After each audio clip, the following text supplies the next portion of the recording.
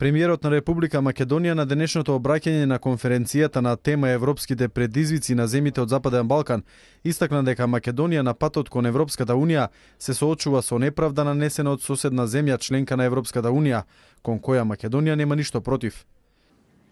Таа од нас бара да го смениме името и идентитетот, за да ги почнеме преговорите за членство во Европската Унија на слободни нации. И покрај сета апсурдност на спорот за името, Македонија е активна и конструктивна во разговорите со Грција за надминување на разликите околу името, кои се водат под покровителство на Обединетите нации. Она што е потребно е и грчката страна активно и конструктивно да придонесе во разговорите со цел без натамошно одлагање да се најде заеднички прифатливо решение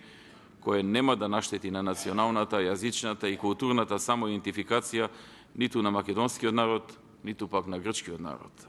Македонскиот премиер додаде дека владата ќе продолжи со реформите и со испорака на конкретни резултати за натамошно унапредување на степенот на примена на ЕУ стандардите во македонското општество. На конференцијата покрај премиерот Груевски свое обраќање има и министерот за надворешни работи Никола Поповски и Ричард Хоувит, известуваш за Македонија во Европскиот парламент, вице-премиерката Теута Арифи, како и генералниот директор на Директоратот за проширување на Европската Унија Стефано Санино.